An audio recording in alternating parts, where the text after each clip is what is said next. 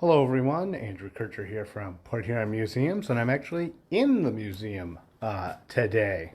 I got to thinking, hadn't done a live video in a little bit, kind of got cold if you hadn't noticed, so there's some snow on the ground, wasn't maybe great for walking around, but I was thinking, I've got something planned for Christmas Eve. I've got another Christmas story like I read last year, but for this year I was thinking, what could I do that'd be a fun live video for the solstice. Today is the shortest day of the whole year. And if it's the shortest day, that means it's also the longest night.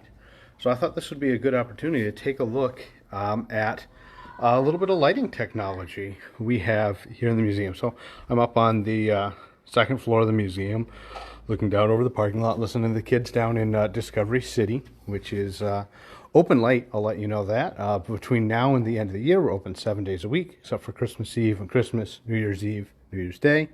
We're open till 6:30, so an extra long session, and 7 days a week, so Mondays and Tuesdays. So great chance, a little plug for Discovery City. So if you hear any yelling or screaming, that's what that is. But like I said, I wanted to talk a little bit about lighting, because if it is the shortest day, it means it's the longest night, and ever since there's been night, people have always wanted to do things at night, and of course to do that you need light. Moonlight and starlight's great, but artificial lighting is really where it's at. So I was talking with our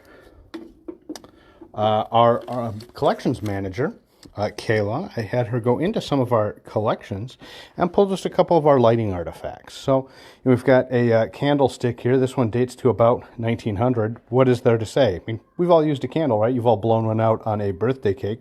Candles are a very ancient method of lighting. It's always a very expensive method of lighting. So this one was donated in 1994, but like I said, dates to about 1900. And you can make candles, all sorts of different things. Beeswax, smell nice. Lots of candles today they infuse a scent with, so you're adding kind of a smell as well as maybe an ambiance. But you could also go the opposite way. You could have candles made out of like tallow and animal fat that doesn't maybe smell great, but provides light. It's really cheap. Oil lamps were very, very popular for a long time, and I've actually got one of these as well. This is a railroad coach lamp. And we can see this coach lamp is one that's designed to fit right here into a slot on the wall. And you've got a reservoir down here at the bottom for something like kerosene or oil. Different types of lamps use different fuels. You can see it's open here at the top. Kind of dirty at the inside of the glass there, but we can see there's a wick inside that would suck up the flammable fuel from the reservoir, and that's what would burn. So that's a nice alternative to a candle. It's easily refillable. You could keep that. These were very, very popular. Another thing that was very popular for a long time that I don't have a great artifact for actually is gas lighting. So they discovered, just like natural gas, coal gas, many older homes, especially even Port Huron, have original gas lines. That natural gas, we think of using gas to maybe heat your house if it's connected to your furnace, or maybe your hot water heater, or even your stove. Some of you might have a gas stove. There are many lighting fixtures, and actually I can show you one of those. If we walk through here real quick, I want to come back to that plaque on the wall.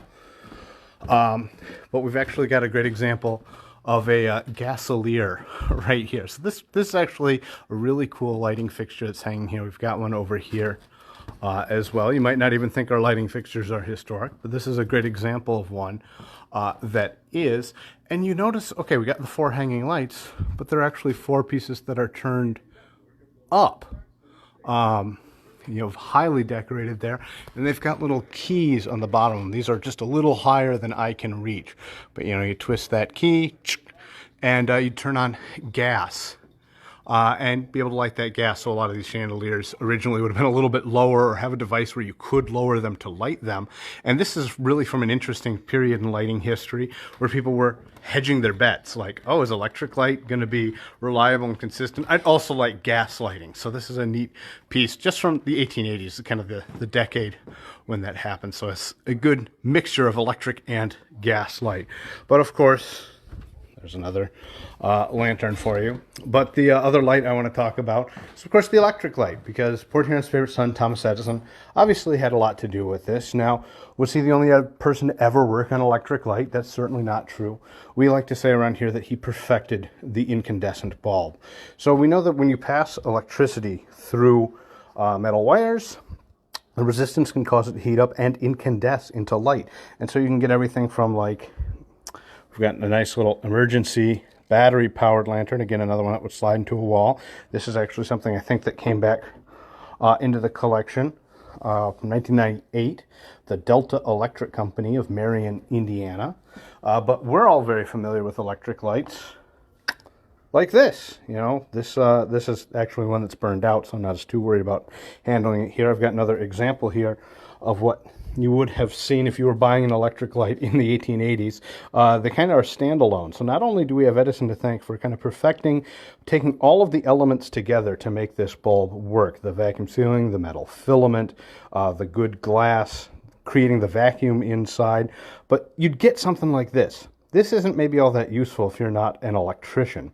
So you'd want kind of the infrastructure that comes with lighting, and that's something we have to thank Edison for. For example, one of Edison's inventions that, like, no doubts, I know there's all these myths and misconceptions that Edison stole ideas. It's mostly not true. But one thing that Edison worked on, no doubt, was this right here, the actual way you plug in a light. You kind of screw in the socket. There were all sorts of different adapters, different ways people could turn in lights, but having an easy way to replace a burned out bulb is as important as having a working bulb in the first place. Another part of that infrastructure, and the reason I filmed up in this kind of awkward spot, was this clock from the Excelsior Electric Company, which dates back all the way to 1886. So that's the original clock. It's on, obviously, a more modern plaque behind it, although the plaque at this point is pretty old and significant in of itself. But Port Huron got an electric company all the way back in 1886 to provide electricity for things like light bulbs. Wilbur F. Davidson, by 1883, just a couple years after the invention of the light bulb, had electric lights in his storefront downtown. We had lights downtown. A lot of people comment about how much they like the lights that are strung back and forth over downtown. I personally love them. I think it's great. It's something we know they had historically. They also had arc lights, which were a very, very, very bright form of lighting. Sometimes if you look at really old pictures of Port Huron, you'll see some of those arc lights hanging in the middle of the street, and it's just like if you've ever seen somebody welding before. It's that level of brightness, but if you put it up on a pole or hang it from a string 40 feet up, it can cast a lot of illumination onto the city. So, anyway, kind of a short one for you today. Like I said, some nice electric lights. We've even got electric lights in our Christmas tree here. That was, I believe, Edward Johnson, who worked with Thomas Edison, invented the Christmas light in 1882, and he holds that patent. They showed off the first Christmas tree lights actually in New York City. He lit up the Christmas tree with electric lights, which is a huge improvement over using candles, because if you don't want your house to just immediately burn down, electric lights are a big step up. And he put a motor on the bottom of the tree, so the tree rotated. How cool is that? So anyway, kind of a short one for you today for the solstice. So again, shortest day of the year, longest night. So you can think about that when you flip on your lights tonight to enjoy all of the people you have to thank from history for that opportunity, those lights to do that, those pioneers. So we're very excited that we get to tell some of that story here at the museum and the Edison Depot Museum. Again, we're open here at the Carnegie Center 7 days a week now until the end of the month, so some kind of extended hours, staying open late till 6:30. It is definitely dark by 6:30. So a good chance to check out Discovery City or any of the exhibits here at the museum. We've been actually taking in quite a few of railroad exhibits. Unfortunately, it does happen from time to time, but one of our fellows in the nonprofit field, the Port Huron and Detroit Historical Society, is kind of closing up shop. So we were able to take in some of the artifacts that we had actually donated to them years ago, some other things. So we're working to have some of those displayed in maybe a transportation kind of themed exhibit up here on the top floor. So check them out, check us out. Hopefully you're enjoying your holidays. If you get some time off, it's always good. If you're still looking for, a gift to give for Christmas, museum membership is always a great gift for someone who's, already got everything and doesn't have any more room. I think we've all know somebody like that. So anyway, I will be back on live. Like I said, check us out Christmas Eve. I've got a Christmas story for you guys that's not a Christmas Carol. Last year I read a Christmas Carol. I've got a different one for you guys this year I think you're going to like.